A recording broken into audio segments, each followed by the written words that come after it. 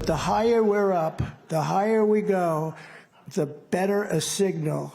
We send a good signal to New Hampshire, but the better a signal we send in November that we're taking our country back. So it's really important that no matter what the polls say, no matter if they're way up, they are, but you got to get out and vote. That was just a short time ago. Former President Trump on the ground here in Iowa in the final run-up to the caucuses. He is now taking aim at Vivek Ramaswamy as well after Ramaswamy posted this photo of supporters wearing Save Trump, Vote Vivek shirts. Trump posting this on Truth Social. Vivek started his campaign as a great supporter. Unfortunately, now all he does is disguise his support in the form of deceitful campaign tricks. Very sly, but a vote for Vivek is a vote for the other side, he says. Don't get duped by this. That by the former president on Truth Social. Republican Ohio Congressman Jim Jordan is here in Iowa on the campaign trail today with the former president supporting him. Good to see you, Chairman Jordan. It's great to have you with us. And we talk a lot about what you're doing on the committee, but today we're talking about what's happening in Iowa. Let's just play this from Vivek Ramaswamy and get your take on it. Watch this. It's going to take somebody from the outside to do this. We're in the middle of a war in this country. And if you want a commander-in-chief and a general to lead us to victory, pick the general who isn't yet wounded in that war. And I will actually lead us to victory while respecting his legacy at every step of the way. What do you make of that argument, sir? Well, I mean, I like Vivek. He's from Ohio, so we like a lot of things that he has to say. But the outsider who's shaken that town up and done things that he told the American people he was going to do is President Trump.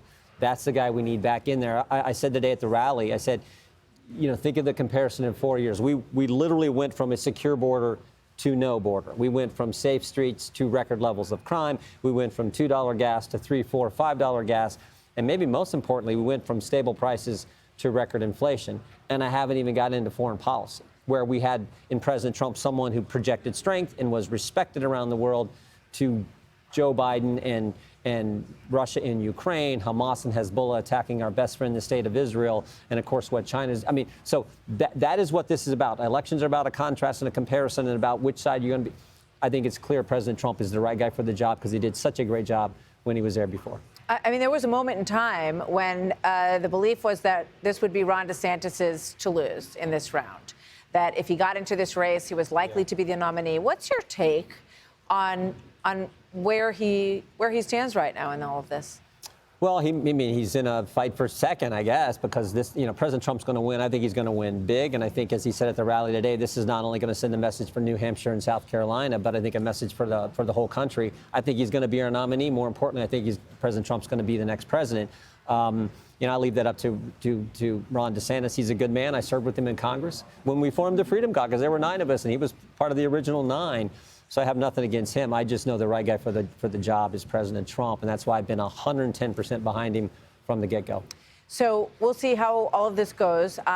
We certainly see what the polls say right now and the direction they seem to be headed in. Here's a moment from our town hall that Brett and I did with the former president, Donald Trump, and the current frontrunner on Wednesday. Watch.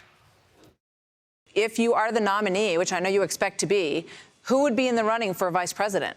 Well, I can't tell you that, really. I mean, I know who it's going to be. Give us a hint. We'll do another show sometime. Well, what about any of the people who you've run against? Would you be open to mending fences with any of them? I will. So, A, do you think he has picked someone already? And B, do you think who do you think would be the best person for him to team up with? It's going to be pretty I don't know if he's picked someone, and I don't think it matters because this is all about who's going to be the president. But that person could be pivotal in a race against Biden, because when you look at the Biden-Trump matchups, they're much tighter. So the choice is important. Well, it's important because it's the vice president of the United States, and also because it's only a 4-year run.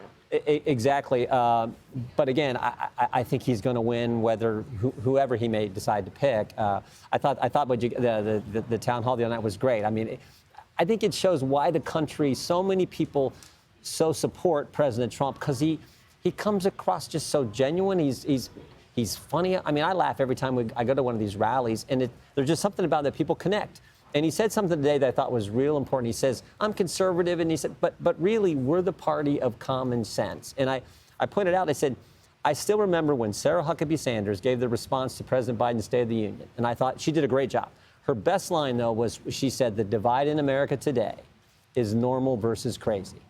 And the Democrats and the left are the party of crazy. They think boys should compete against sports. Joe Manchin said today with Shannon Bream that he thinks he's the party of common sense and normal. President Trump's the party of the Republicans are the party of common sense, for goodness sake. So that to me is what this is about. And President Trump's I think he's going to win big tomorrow. He's going to win big and be our president. Chairman Jordan of the Judiciary Committee, great to see you as always. Thank you very much for stopping by today.